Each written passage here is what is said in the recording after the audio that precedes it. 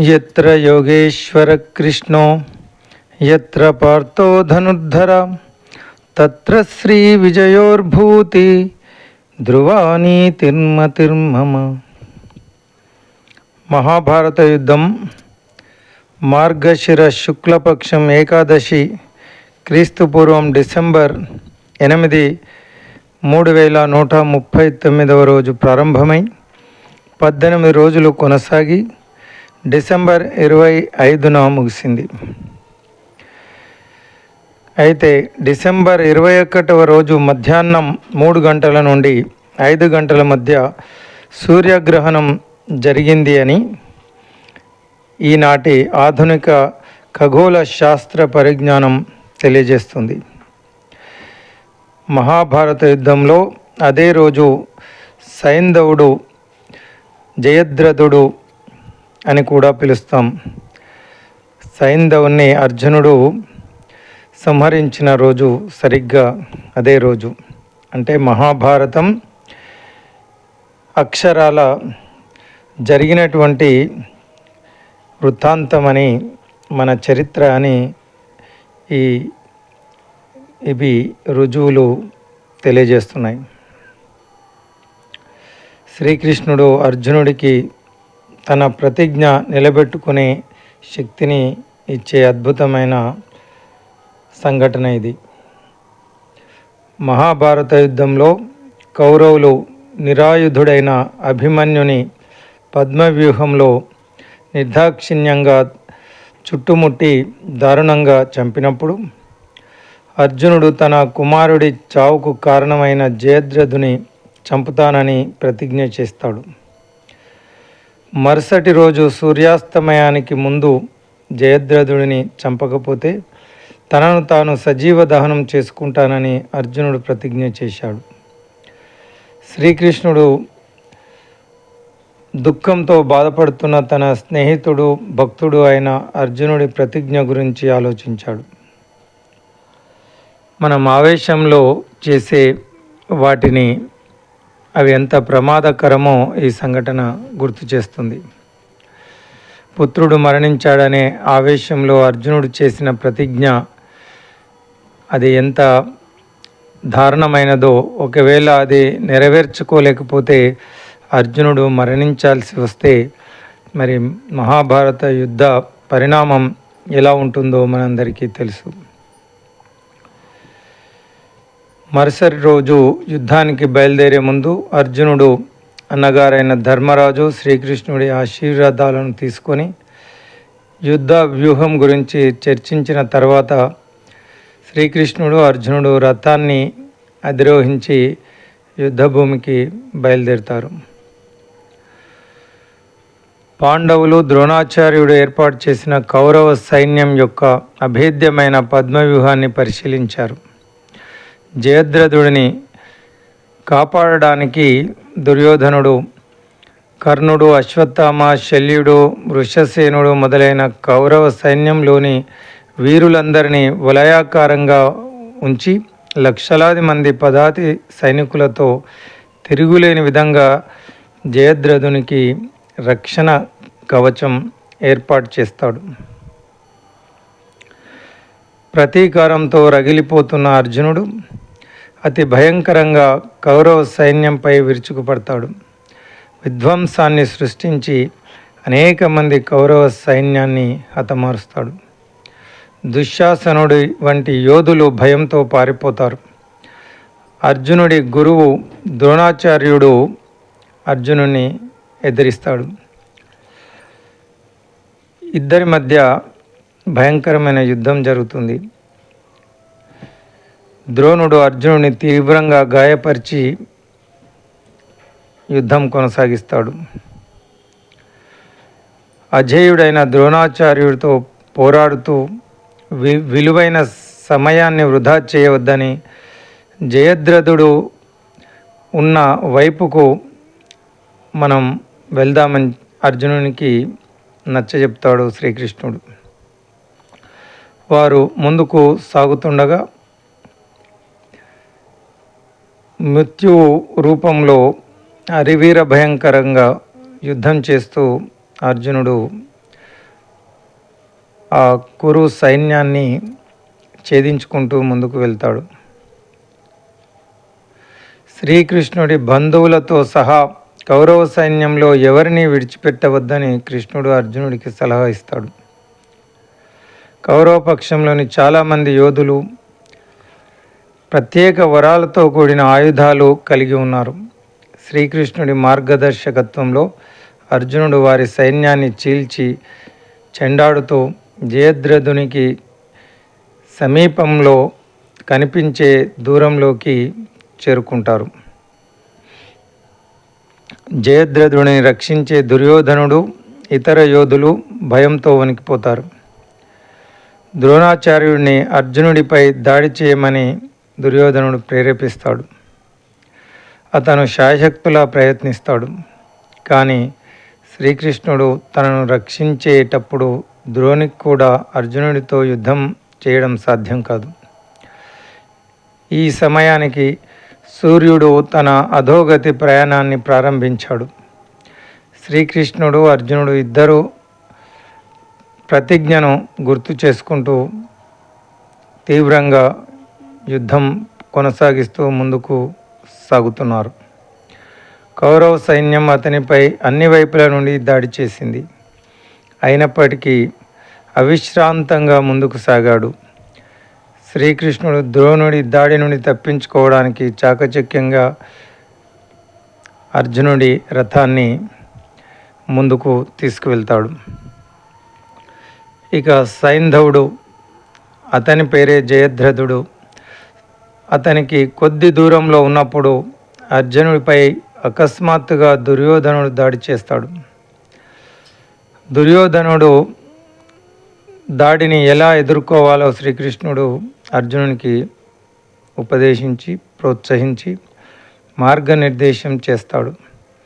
అర్జునుడు అతనితో పోరాడుతున్నప్పుడు ద్రోణుడు దుర్యోధనునికి దివ్య కవచం సమకూర్చుతాడు.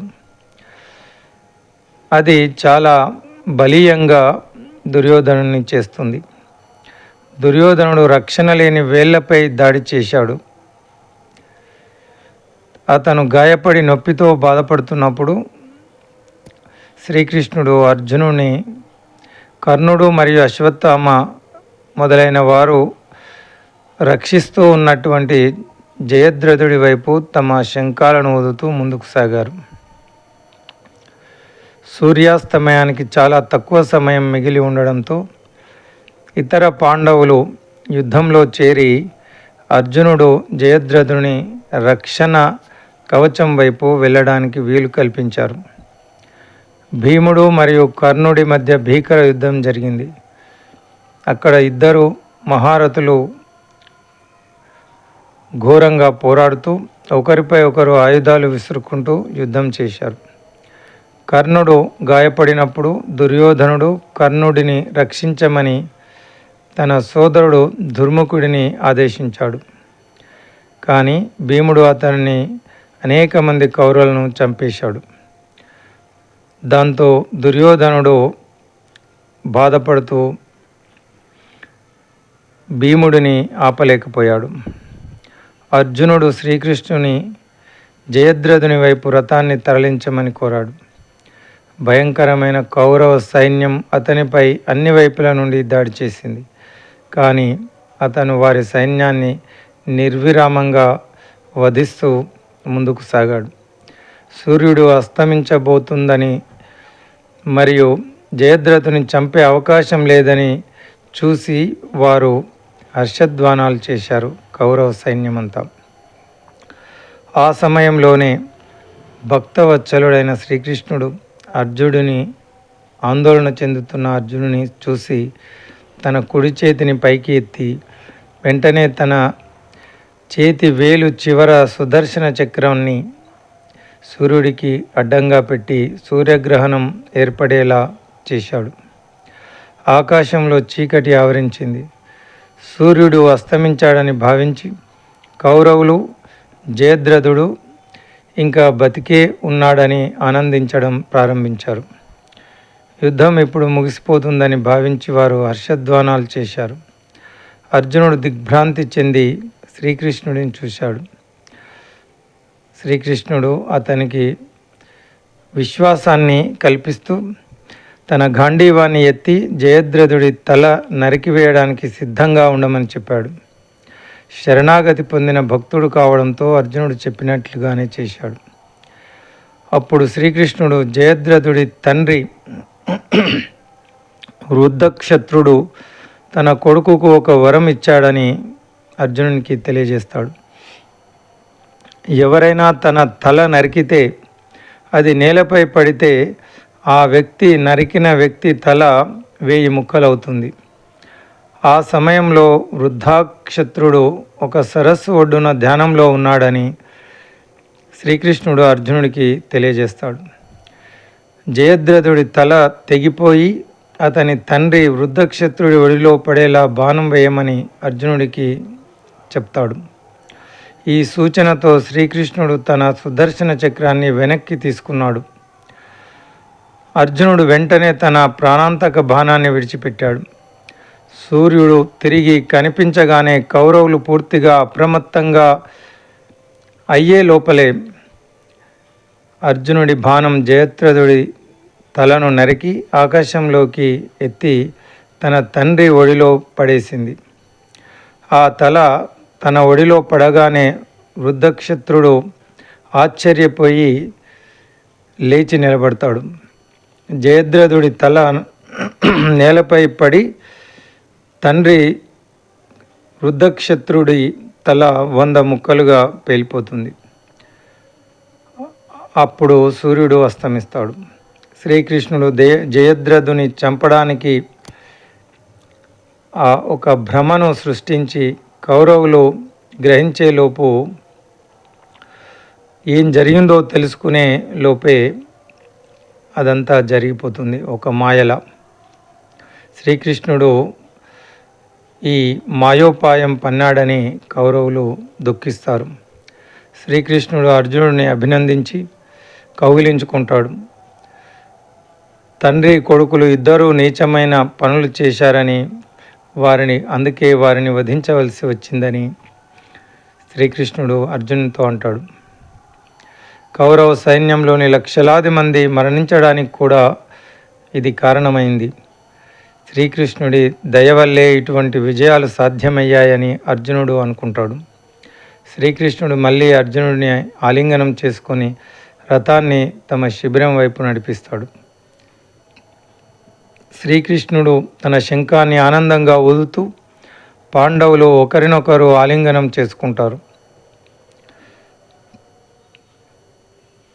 శ్రీకృష్ణుడిని ఆశ్రయించడం ద్వారా తమకు విజయం లభించిందని పాండవులు కృష్ణుడిని కృతజ్ఞతతో కృష్ణుడికి అభివాదం చేస్తారు.